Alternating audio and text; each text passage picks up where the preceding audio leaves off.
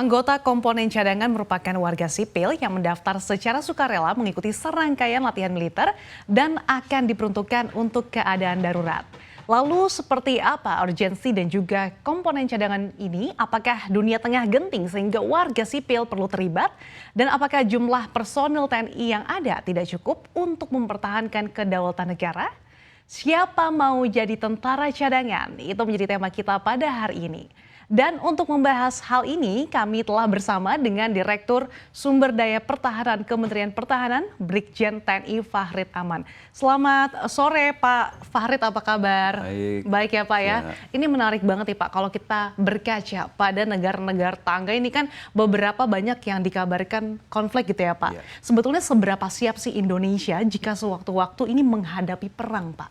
Ya, baik ya. Jadi suatu negara itu wajib mempersiapkan dirinya apabila suatu saat negara itu dalam keadaan bahaya ataupun dalam keadaan perang. Nah, sehingga di sini kami di Kementerian Pertahanan sesuai dengan sistem pertahanan kita, sistem pertahanan keamanan rakyat semesta, ya kita harus mempersiapkan secara dini pertahanan kita ini.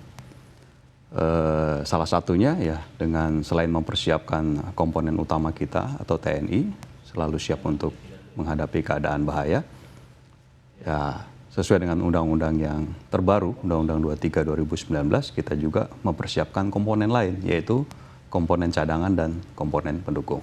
Oke, persiapan dini Indonesia ini kan salah satunya tercermin ya Pak, karena Indonesia kini memiliki satuan militer baru bernama komponen cadangan, di mana Komcat atau komponen cadangan ini kan pembentukannya juga diamanatkan ya Pak di dalam Undang-Undang Nomor 23 Tahun 2019 tentang pengelolaan sumber daya nasional untuk pertahanan negara atau PSDN, di mana kalau kita lihat ini kan juga dibutuhkan ya Pak oleh suatu negara. Nah lalu sudah sejauh mana sih Pak realisasi dari komponen cadangan saat ini? Ya, baik. Yang pasti kita melaksanakan suatu program dan kegiatan di pemerintahan itu salah satunya kita harus mempunyai dasar hukum atau regulasi. Ya, alhamdulillah pemerintah bersama DPR sudah menghasilkan salah satu produk hukum ya, di bidang pertahanan negara, yaitu Undang-Undang Nomor 23 Tahun 2019 tentang pengelolaan sumber daya nasional untuk pertahanan negara. Nah, di dalam Undang-Undang 23 ini ya, mengamanatkan bahwa pemerintah dalam hal ini adalah Kementerian Pertahanan itu harus membuat aturan turunannya, baik berupa peraturan pemerintah maupun peraturan presiden. Nah, kemudian dari peraturan pemerintah itu pun juga harus dibuat aturan turunannya, yaitu berupa peraturan Menteri Pertahanan. Nah, sehingga kami di Kementerian Pertahanan setelah undang-undang tersebut lahir di tahun 2019, kami mengusulkan kepada pemerintah pusat dalam hal ini Bapak Presiden, kita berhasil mengeluarkan atau kita telah mensahkan peraturan pemerintah nomor 3 tahun 2021. Nah, dengan terbitnya peraturan pemerintah ini berarti kita sudah bisa melaksanakan salah satu amanah dari undang-undang itu, yaitu pembentukan komponen cadangan. Oke, nah Pak, kalau berbicara soal komponen cadangan, ini masih banyak masyarakat yang masih bingung nih Pak, apa sih bedanya dengan wajib militer? Apakah ini sama atau justru berbeda nih Pak? Ya, jadi di setiap negara memang berbeda-beda ya, mekanisme atau sistem pertahanannya. Nah, di negara kita ini kita sebenarnya tidak mengenal itu namanya wajib militer ya, tetapi di komponen cadangan ini sekali lagi sifatnya adalah pendaftarannya secara sukarela oleh warga negara ya yang berusia di antara 18 sampai 35 tahun. Ya, kenapa ini perlu kita batasi ya, karena memang cukup berat nanti untuk melaksanakan pelatihan dasar kemiliterannya, sehingga harus kita batasi usianya di antara 18 sampai 35 tahun. Jadi sekali lagi bukan wajib, tapi sifatnya adalah sukarela pendaftarannya. Oke, bersifat sukarela. Tapi kalau dari segi pelatihan ini artinya sama ya Pak ya, kurang lebih? Pelatihan dasar kemiliterannya sama dengan yang dilaksanakan oleh prajurit TNI reguler atau prajurit TNI pada umumnya ya. Dilaksanakan selama 3 bulan. Ya, hanya bedanya nanti setelah selesai atau setelah dilantik menjadi prajurit Komcat atau anggota Komcat, ya mereka kembali ke masyarakat. Nah, kalau prajurit TNI kan setelah latihan dasar kemiliteran ya aktif menjadi prajurit TNI. Mengabdi ya Pak ya. Iya. Nah kalau hingga saat ini sudah berapa banyak sih Pak jumlah komponen cadangan? Ya, tadi saya lanjutkan setelah undang-undang dan peraturan pemerintah lahir, telah disahkan dan diterbitkan, kemudian kita membuat aturan teknisnya yaitu berupa peraturan menteri, dan kita segera mengajukan anggarannya dan akhirnya didukung oleh pemerintah dalam hal ini Kementerian Keuangan. Ya, kita bisa menyelenggarakan pembentukan Komcat yang pertama tahun 2021 yang lalu. Dan mereka akhirnya ditetapkan oleh Bapak Presiden RI, Bapak Joko Widodo, menetapkan Komcat yang angkatan pertama. Karena mungkin ini adalah yang pertama sehingga beliau sangat berkenan untuk menetapkan, dilaksanakan di Batu Jajar, Bandung pada tanggal 7 Oktober 2021 yang lalu. Nah itu sekitar 3.101 orang yang pertama. Nah tahun ini kita sudah melaksanakan lagi untuk Komcat yang kedua tahun 2022 sebanyak 2.500 orang. Oke, jadi ada ribuan ya Pak ya yang juga turut menunjukkan antusiasmenya secara sukarela untuk menjadi bagian dari komponen cadangan ini. Nah kalau dari segi tata cara perekrutan nih, sebenarnya gimana sih Pak dari segi tata cara perekrutan, pelatihan, sampai pembinaan komponen cadangan saat ini? Ya, jadi komponen cadangan itu pentahapannya itu mulai dari pembentukan, penetapan sampai dengan nanti dia pembinaan setelah nanti dia menjadi anggota komponen cadangan. Nah di tahap pembentukannya pun ada beberapa langkah ya. Yang pertama adalah pendaftaran, yang kedua seleksi, setelah itu baru latihan dasar kemiliteran, nah, kemudian dia ditetapkan. Nah, di tahap pendaftaran inilah nanti dia akan dilaksanakan, di situ ada namanya sosialisasi, ada pengumuman pembukaan pendaftaran sampai dengan nanti dia pelamaran atau datang secara langsung ke tempat-tempat seleksi sehingga nanti dia dilaksanakan seleksi. Seleksinya nanti pun ada dua, yaitu seleksi administrasi dan seleksi kompetensi.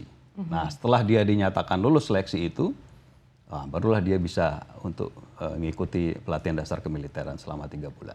Oke, kalau dari segi waktu nih Pak, berapa lama sih Pak biasanya proses dari perekrutan sampai dinyatakan sah nih menjadi bagian dari komponen cadangan? Ya, biasanya kita beberapa bulan sebelumnya kita sudah mengumumkan kapan pembukaan pendaftaran untuk komponen cadangan. Sehingga kita memberikan cukup waktu bagi seluruh lapisan masyarakat yang ingin mengikuti latihan dasar kemiliteran untuk komponen cadangan, lebih kurang 1 sampai 2 bulan, 3 bulan itu kita beri kesempatan atau kita umumkan melalui media online ya, media cetak, media televisi mungkin ya, itu supaya masyarakat tahu kapan akan dibuka. Nah setelah itu kita memberikan kesempatan untuk mendaftar di satuan TNI yang terdekat ataupun bisa juga melalui website yang kita siapkan. Oke. Nah, Oke gitu, Pak, selama 3 bulan pelatihan nih, ini kan tentunya masyarakat yang ikut pelatihan kan ada yang berprofesi ataupun mungkin masih mahasiswa ya Pak ya. Iya. Ini digaji nggak sih Pak selama pelatihan ini? Ya betul, jadi itulah yang sudah diamanatkan dalam undang-undang maupun aturan turunannya. Kita menyadari bahwa masyarakat ini mungkin ada yang sudah bekerja ya, baik di negeri ataupun swasta ataupun ya tempat lain ya. Kemudian ada juga yang mungkin sebagai mahasiswa ya kan. Jadi sebenarnya undang-undang ini sudah mengakomodir itu ya, bahwa bagi masyarakat yang mendaftar statusnya sebagai pekerja, baik itu negeri, swasta ya, buruh dan lain sebagainya, itu dia selama dia mendaftar sebagai komponen cadangan, itu hak-haknya dia sebagai pekerja atau pegawai itu tidak boleh dihilangkan. Itu haknya dia ya sebagai pegawai atau pekerja di suatu lembaga atau institusi. Nah kemudian yang mahasiswa juga demikian. Hak-haknya adik-adik mahasiswa ini selama dia mengikuti Komcat itu tidak boleh diputuskan status kemahasiswaannya. Nah, itu ada di dalam undang-undang. Dijamin ya Pak ya kalau Dijamin. dari segi itu. Nah, di samping nanti selama ikut pelatihan dasar kemiliterannya pun kita jamin Wah, dari luar negara. biasa Ya. sekali. Pak Farid, Ya. sebetulnya kan kalau kita lihat saat ini kan kita sudah memiliki Menwa, itu baik di tingkat mahasiswa, kemudian juga kalau kita lihat ada Satpol PP, ada juga Linmas. Ya. Nah, sebetulnya komponen cadangan seperti apa sih yang ingin dituju oleh Kemenhan? Apakah cadangan yang ada saat ini belum mumpuni, belum cukup, atau seperti apa nih Pak? Ya, baik ya, ini yang perlu kita ketahui bersama. Jadi sekali lagi dalam pertahanan negara kita ini ada 3 komponen ya. Yang menjadi komponen utama tentu adalah TNI. Nah, kemudian yang mendukung nanti dalam menghadapi ancaman, khususnya ancaman militer dan ancaman hibrida, itu adalah komponen cadangan dan komponen pendukung. Nah, komponen cadangan ini ada tahap pembentukannya. Sedangkan komponen pendukung ini ya itu yang tadi Mbak bilang, yaitu Menwa, Linmas, Satpol PP, itu mereka adalah bagian dari komponen pendukung. Oke, Ya. berbeda ya Pak jadinya. Ya, berbeda jadinya dari sisi komponennya. Nah, tapi apakah nanti mereka bisa mendaftar komponen cadangan? Silakan. Ataupun mungkin Menwa ini ada mendaftar jadi TNI, bisa. Oke, Ya. kesempatan itu berarti terbuka ya Pak ya? Betul. Oke. Terbuka. Ya. Oke, Pak Farid, kalau misalkan tadi kita di awal berbicara soal ternyata berbagai negara ini kan sebetulnya berbeda ya Pak. Betul. Ada yang wajib militer, tapi kalau Indonesia ini kan bersifat sukarela Iya. terkait dengan komponen cadangan. Ada kemungkinan nggak sih Pak, Indonesia ini akan meniru wajib militer seperti negara-negara lain? Ya, jadi begini saya jelaskan Mbak ya. Memang kita pemerintah ini berkewajiban menjalankan amanah Undang-Undang Dasar loh ya. Di pasal 27 ayat 3 itu menyatakan bahwa tiap warga negara itu berhak dan wajib ikut serta dalam upaya pembelaan negara. Dan di pasal 30-nya lagi di ayat 1 juga menyatakan bahwa setiap warga negara juga berhak dan wajib ikut serta dalam usaha pertahanan dan keamanan negara. Nah, kita di pemerintah dalam hal ini Kemhan itu harus mengakomodir hak dan kewajiban warga ini. Kan mereka tidak bisa melaksanakan sendiri hak dan kewajibannya ini tanpa ada jalur yang bisa mereka yang dilaksanakan oleh pemerintah. Nah, kita inilah yang menyalurkan hak dan kewajiban warga tersebut. Nah, jadi salah satunya kita menyalurkan haknya baik dalam bentuk mendaftar sebagai TNI atau dia juga mendaftar secara sukarela sebagai komponen cadangan. Oke, Pak Farid, meskipun ini bersifat sukarela, tapi tentunya kan dibutuhkan komitmen ya Pak ya. Tapi kalau misalkan ada yang mangkir nih Pak, ataupun mungkin tidak mengikuti panggilan mobilisasi, ini akan dikenakan sanksi nggak sih Pak, atau mungkin berpotensi untuk diberhentikan? Ya, jadi memang salah satu nanti setelah komponen cadangan ini dilantik ya, salah satu kewajibannya komponen cadangan, anggota komponen cadangan, sampai masa pengabdiannya berusia, mereka berumur 48 tahun, nah itu baru sudah selesai dari kewajiban itu, ya salah satunya kewajiban untuk dipanggil mobilisasi. Oke. Mobilisasi ini berarti negara kita ya berarti dalam suatu keadaan darurat militer atau dalam keadaan perang. Di mana mobilisasi adalah pernyataan yang dikeluarkan oleh Bapak Presiden atas persetujuan dari DPR. Nah, itulah kewajiban anggota komponen cadangan. Makanya setiap tahun pun anggota komponen cadangan ini kita adakan pembinaan supaya kemampuan militernya itu tidak turun. Jadi tetap dijaga ya, tetap Pak, ya? dijaga. Oke. Ya, dalam Oke. bentuk latihan penyegaran. Oke, luar biasa sekali Pak Farid. Nah, kalau misalkan kita lihat dari segi komponen cadangan yang sudah ada saat ini, berarti ini sudah angkatan kedua ya Pak ya? Betul. Nah, ini untuk next-nya nih Pak, apa sih target dan juga harapan dengan hadirnya Komcat di negara kita ini? Ya, harapan kita tentu sesuai dengan amanah undang-undang ya bahwa ya, negara kita ini ya harus siap dalam menghadapi keadaan darurat militer atau keadaan perang. Ya, sehingga menuju ke kesiapan itu kan perlu langkah dan upaya. Nah, salah satunya adalah selain memperkuat komponen utama kita juga menyiapkan komponen cadangan dan komponen pendukung. Mengingat dengan luasnya wilayah Indonesia dan banyaknya jumlah penduduk Indonesia, jumlah komponen utama kita TNI itu kan tidak seberapa dibandingkan dengan jumlah penduduk kita. Sehingga penduduk kita yang tidak terdaftar sebagai TNI bisa melaksanakan hak bela negara atau hak dalam usaha pertahanan keamanan negaranya sebagai komponen cadangan. Oke, itu tadi dia langkah nyata ya, toh Pak, bukti nyata kalau misalkan Indonesia ini sudah siap atau mungkin persiapan dalam menghadapi berbagai situasi, utamanya situasi darurat ya Pak. Betul, ya. Dan juga tentunya ini bersifat bela negara. Ya, betul. Terima kasih kepada Ya, Direktur baik. Sumber Daya Pertahanan Kementerian Pertahanan, Ya. Brigjen TNI Fahrid Amran telah bergabung bersama kami di Rijo Hub. Sehat selalu untuk Anda ya Pak Terima Fahrid. kasih, Ya. Mbak.